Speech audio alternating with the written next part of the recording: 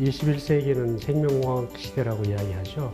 그래서 생명공학에 관심은 많으신데 그 기술의 산업적 잠재력 그리고 가치에 대해서는 크게 모르시는 것 같아요. 그래서 오늘은 주로 생명공학의 산업적 잠재력과 가치에 대해서 말씀을 드리려고 합니다.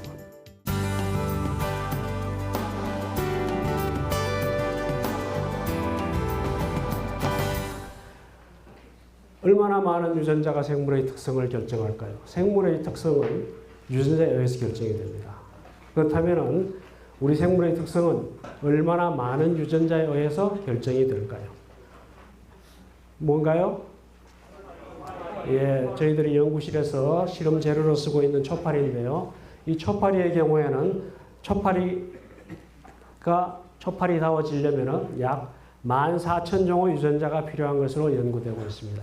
거기에 비해서 우리 사람의 경우에는 약 2만 종 정도의 유전자가 필요한 것으로 연구되고 있습니다. 여러분 생각은 어떤지 모르겠지만 나는 이런 이야기를 하면서 몹시 자존심이 상하고 있습니다. 사람이 파리 2마리보다도 못하다는 생각을 하면은 자존심이 몹시 상하겠죠.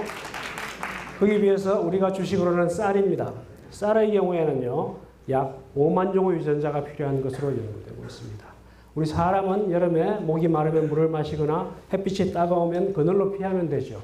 근데 식물은 그러지를 못합니다. 그 자리에서 여름의 따가운 태양과 목마름을 견뎌내야 되는 거죠. 그러기 위해서 더 많은 유전자가 필요한 것 같습니다.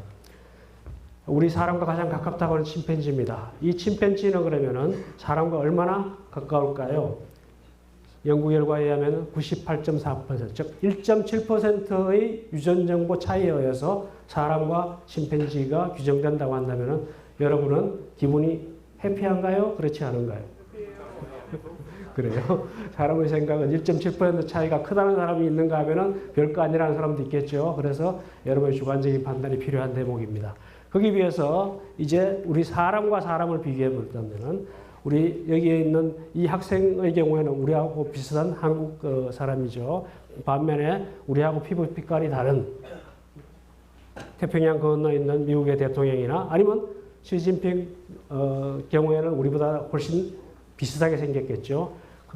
그런가 하면 또 우리 할아버지에 해당되시는 세종대왕과 비교했을 때 우리가 침팬지와의 차이 1.7% 차이라면 이분들과의 차이는 그보다는 훨씬 적은 차이에 의해서 우리가 달라지게 되는 거죠. 그리고 만일 집에 가서 형제가 있다면 이 형제는 이분들보다는 훨씬 더 가깝겠죠. 그렇다면 그 차이는 점점 좁혀지게 되는 겁니다. 따라서 불과 얼마 되지 않는 정보의 차이에 의해서 이렇게 사람은 서로 다른 생각과 그리고 다른 행동을 하게 되는 거죠. 우리 주변에 돌아보면은요, 아직 여러분 나이는 모르겠는데 대부분 일반인의 경우에 둘러보면 10사람 중에 한 사람은 당뇨병으로 고통을 앓고 있습니다. 그리고 그 10사람 중에 한 사람은 인슐린이 없으면 생명을 부지할 수가 없습니다. 자, 그 사람은 인슐린을 어디에서 구할까요? 인슐린은 사람만이 생산할 수 있는, 사람이 생산하는 단백질입니다. 그 단백질을 어디에서 구하겠습니까? 구할 데가 없죠. 그러나 이제 우리가 인슐린을 생산하는 인슐린 유전자를 알고 있기 때문에, 즉 인슐린을 생산할 수 있는 유전자의 구설 순서를 알고 있기 때문에 사람의 몸에서 인슐린 유전자를 분리합니다. 그것을 빼서 이제 대장균으로 인식할 겁니다. 대장균을 이용해서 사람의 단백질을 생산할 텐데요. 그러나 이 유전자는 사람의 유전자입니다. 사람의 유전자가 대장균에 들어가서 제 마음대로 행동할 수는 없는 거죠. 그래서 대장균에 들어가면 대장균의 지시를 따라야 됩니다. 그래서 대장균에서 활동할 수 있는 정보를 포함한 부위를 우리가 운반체라고 이야기합니다. 그래서 대장균 운반체와 우리의 목적 유전자를 시험관 내에서 재조합을 하고요. 그리고 이제 이것을 대장균 세포로 이식을 하게 됩니다. 대장균에는 원래 4,000종의 유전자가 있습니다. 유전자가 없는 생물은 없죠. 그래서 원래 4,000종의 유전자가 있는데 여기에 지금 새로 이렇게 목적 유전자를 재조합 유전자가 들어갔습니다. 따라서 이 대장균은 기존의 4,000종의 유전자 플러스 한 개의 유전자를, 즉 4,001종의 유전자를 가진 우리가 유전자 재조합 대장균이라고 이야기를 합니다. 또 한편 유전자 한 개가 더 추가되었기 때문에 유전 정보가 변화했다고 해서 유전자 변형 대장균이라고 이야기를 합니다. 유전자 변형이라니까 엄청난 변화가 있는 것 같지만 사실은 4,000분의 1에 불과합니다. 이 세균을, 대장균을 배양을 하게 되면은 일반 대장균과 달리 우리가 목적하는 유전자를 일시했기 때문에 이 푸른색의 유전자에서 나오는, 물론 유전자가 색이 있는 것은 아닙니다. 이 목적 유전자에서 생산하는 기존의 대장균에는 없던 단백질들이 생산될 것이고 이 단백질을 이제 분리, 정제해서 병에 담아서 약으로 팔게 되죠. 이렇게 해서 만들어진 사람 인슐린을 이름하여 휴먼 인슐린이라고 해서 휴밀린이라는 이름으로 1983년에 세계 최고의 생명과학 회사인 제넨텍에 의해서 산업화가 이루어졌고 저 소식을 들으면서 나도 분자생물학을 전공해야겠구나 해서 이제 분자생물학 박사과정을 진학하게 된 동기 중에 하나가 바로 저 휴밀린의 시판이었습니다. 우리가 의학용 단백질은 인슐린만 필요한 게 아니죠. 굉장히 다양합니다. 따라서 이제 많은 단백질들이 이제 이어서 만들어지는데 따라서 이 인슐린이 이렇게 대장균을 이용해서 사람의 단백질을 사람 몸 밖에서 만들어낸 것은 인류 최초입니다. 그래서 우리가 이것을 유전공학의 시작이라고 이야기를 하죠. 그럼 유전공학이 여러분 생명공학, 유전공학이 아주 오래된 이야기 같지만 사실은 1983년에 시작했다면 지금 불과 30년 정도 남짓 지난 비교적 신생 학문이라고 생각을 해도 상관이 없습니다. 지금 이 왼쪽에 있는 것처럼 이 두 참치 연어의 나이는 같습니다. 같은 날 알에서 부화했습니다. 그런데 앞에 있는 참치는 보통 참치, 앞에 있는 연어는 보통 연어고요. 뒤에 있는 연어는 바로 유전자 변형 연어입니다. 동물들은 생장 호르몬을 분비를 하는데 연어에 있는 호르몬을 조금 더 많이 생산하게 하는 겁니다. 그렇게 하면은 같은 날 태어났지만 이렇게 빨리 자라는 것을 볼 수가 있죠. 위에 있는 사진은요, 우리가 실험실에서 쓰는 쥐입니다. 쥐인데 왼쪽에 있는 것이 일반 쥐입니다. 반면에 오른쪽에 있는 것은 참치와 여기 있는 연어와 마찬가지로 쥐의 성장 호르몬을 조금 더 많이 생산하게 유전자 변형을 시킨 겁니다. 유전자 재조합을 한 거죠. 남의 유전자를 준 거 아니고 자기 유전자를 가지고 있어도 약간 많이 생산하게 하면 이렇게 훨씬 더 빨리 자라는 것을 볼 수가 있습니다. 그렇다면 이제 코끼리 많은 돼지를 만든다는 것이 그렇게 불가능한 얘기는 아니라는 생각이 들겠죠. 즉 우리가 유전 정보의 변형을 통해서 생물의 특성을 변화시킬 수 있다는 겁니다. 이 아이의 이름은 데이비드 베트입니다. 1971년에 나서 얼마 살지를 못했는데요. 보는 것처럼 엄마 뱃속에 있을 때 의사가 진단한 후에 이 아이는 태어나더라도 면역력이 없기 때문에 정상적인 생활이 불가능합니다. 그래도 나으시겠습니까? 했을 때 그 부모는 너무나 아이를 갖고 싶었기 때문에 그럼에도 불구하고 즉 의사를 믿지 않았겠죠. 그래서 낳았는데 어차피 의사가 이야기하기를 이 아이는 정상적인 생활이 안 됩니다 해서 그림에서 보는 것처럼 이렇게 플라스틱 캡슐을 미리 준비해 놓고 있었습니다. 무균 상태를 유지하기 위해서. 그리고 애가 태어나자마자 저리 옮겨서 여기에서 지금 자라고 있습니다. 사춘기가 됐죠. 옆집 아이들이 밖에서 뛰노는 걸 보니까 자기는 여기 혼자서 있어야 되니까 깝깝하단 말입니다. 나가고 싶은데 나가면 안 되죠. 그래서 그 소문이 나서 나사에서 우주복을 보내줬습니다. 그래서 우주복을 입고 외출을 했는데 뭐 친구하고 악수도 못하고 불편하죠. 그러고서는 이제 다시 들어와서는 캡슐 속에 있다가 얼마 못 살고 우리 곁을 떠났는데 이 아이가 가진 병은 뭐냐면은 선천성 면역결핍증입니다. 면역결핍인데 유전자 한 개가 고장이 났어요. 아데닌 디아미네이즈라는 유전자 ADA라고 요약을 해서 쓰는데 아데닌 디아미네이즈 유전자 한 개가 고장이 나가지고 정상적인 면역 기능을 못 가지게 된 겁니다. 그래서 1990년에 태어난 지 3개월 된 아이 피를 뽑았습니다. 피를 뽑아가지고 그 피에다가 정상적인 사람의 유전자를 이식을 한 겁니다. 그리고서 그 피를 다시 돌려줍니다. 그러면은 이제 이 골수에 들어가서 새로운 피를 만들어내죠. 우리 피는 제한된 수명을 가지고 있습니다. 여러분이 알다시피 적혈구는 3개월, 백혈구는 6개월 정도 지나면 절반이 죽어나간다고 배웠죠. 그런 것처럼 그 이야기는 새로운 피가 끊임없이 생성되고 있다는 것을 의미합니다. 이렇게 유전자 변형된 세포를 이식을 하게 되면 그 세포는 계속해서 정상적인 아데닌 디아미네이즈를 생산하는 피세포를 만들어내겠죠. 그 결과 정상적인 생활이 가능하다는 겁니다. 그리고 1993년, 그로부터 3년 후에 태어난 지 3개월 된 아이에게 똑같은 실험을 했고요. 이어서 27명에게 비슷한 시술을 하게 됩니다. 그러니까 1993년이니까 지금으로부터 약 25년 정도 되죠. 25년 지났습니다. 지금 어디 가 있는지 잘 모르고 있다고 합니다. 왜? 더 이상 병원에 갈 이유도 없고 추적할 이유도 없다는 거죠. 다른 사람들과 같이 똑같이 정상적인 생활을 하고 있습니다. 이것을 우리는 뭐라고 이야기하냐면 유전자 치료법이라고 이야기합니다. 마치 열이 나면 해열제를 먹고 머리가 아프면 아스피린을 먹는 것처럼 유전자가 고장나면 정상적인 유전자로 바꿔주면 된다는 거죠. 유전자를 이용해서 사람의 질병을 치료할 수 있다는 겁니다. 유전자 치료법 외에도 요즘 여러분이 말하는 거 줄기세포 치료법도 알고 있죠. 세포 치료법, 셀 세러피가 되는 겁니다. 세포를 이용해서 병을 고치는 거죠.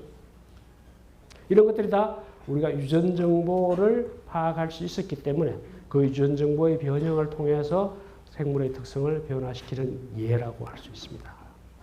자, 이게 뭔가요? 알 수 있는 사람은 없죠. 나도 모르는데. 잡초죠, 뭐. 풀밭입니다. 여기에 제초제를 살짝 뿌리면은 잡초는 다 죽고 콩만 살아남습니다. 물론 일반 콩은 이렇게 하면 같이 죽습니다. 이 콩은 제초제에 견디는 유전자 한계를 이식한 겁니다. 그러니까 유전자 변형 콩이라고 이야기하죠.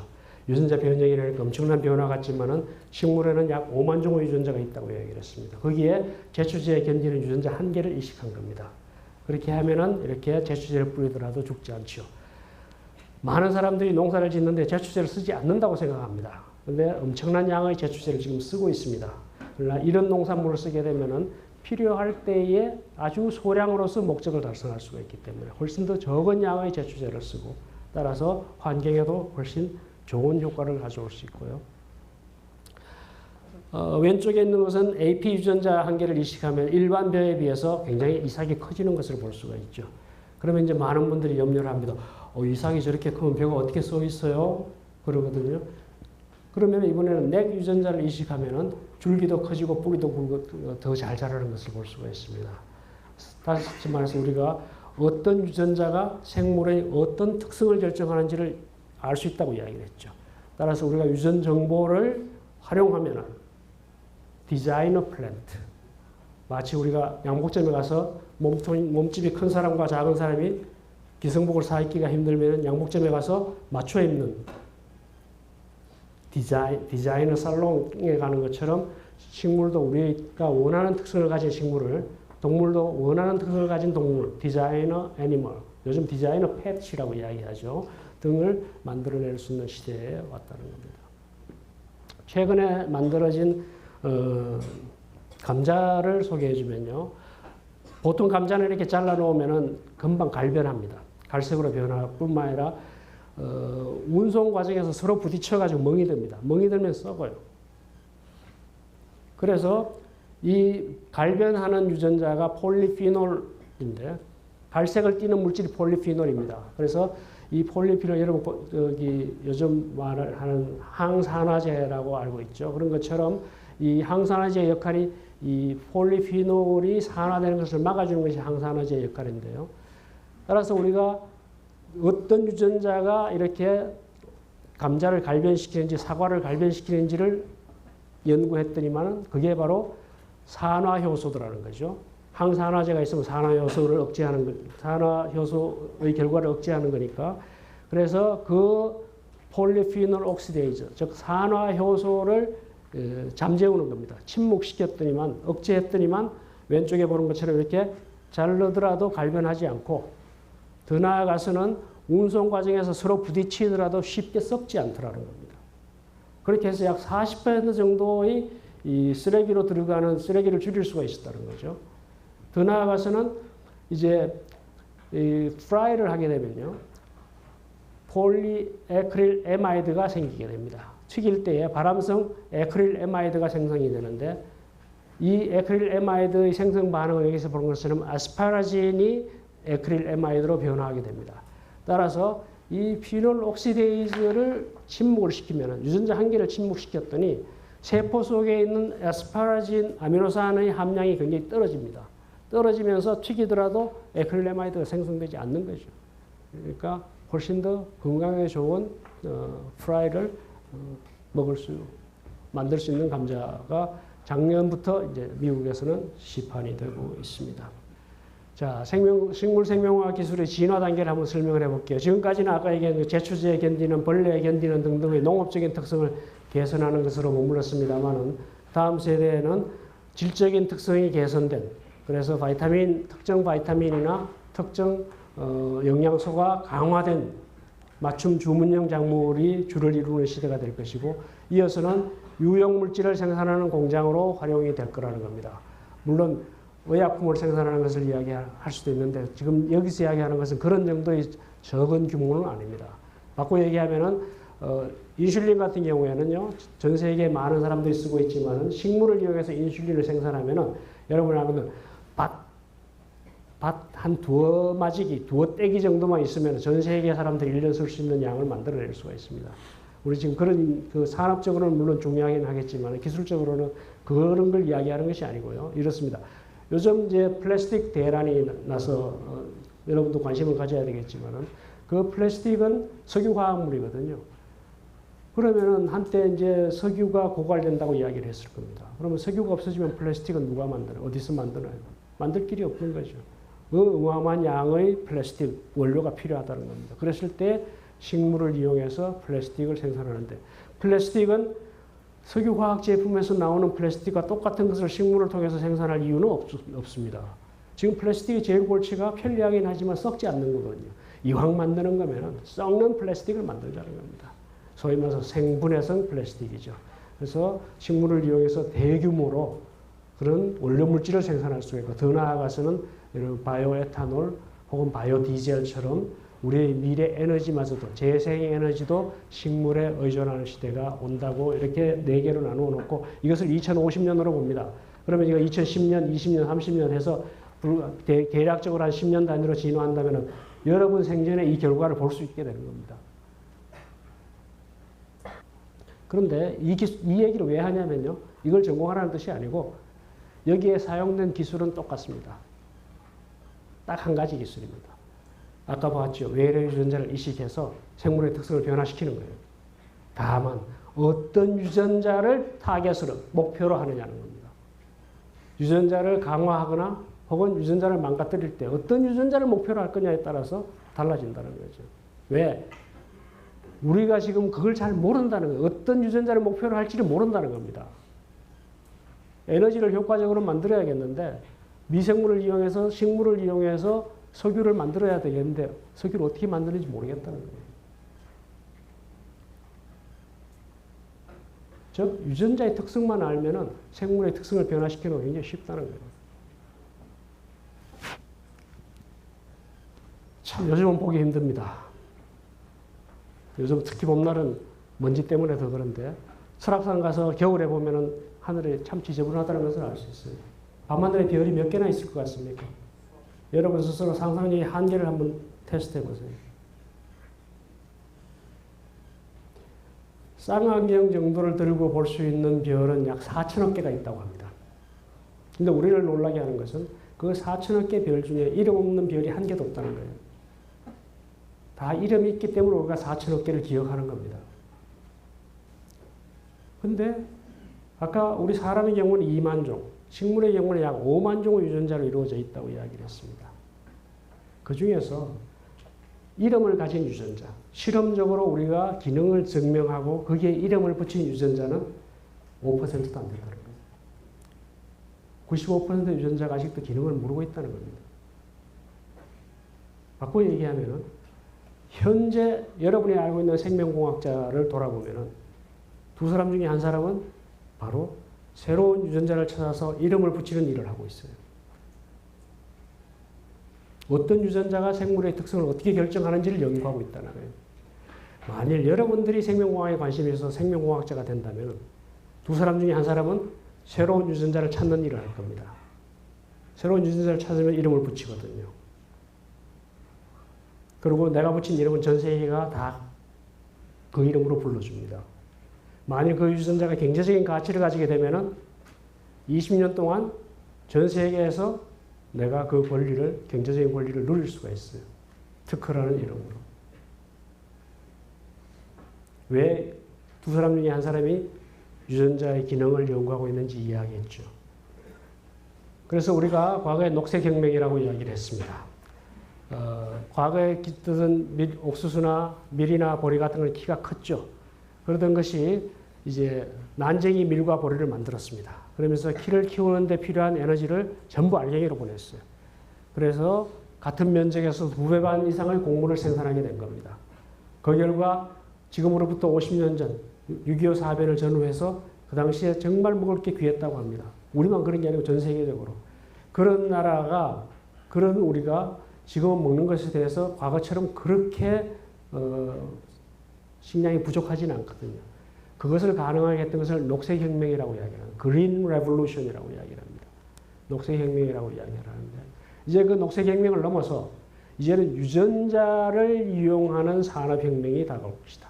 즉 진 레볼루션, 유전자 혁명의 시대로 나아가고 있다는 겁니다. 유전자 혁명의 시대로 나아가기 위해서 가장 필요한 것은 바로 유전자의 기능을 이해하는 거죠. 새로운 유전자를 찾아서 기능을 이해하고 이름을 붙이는 겁니다.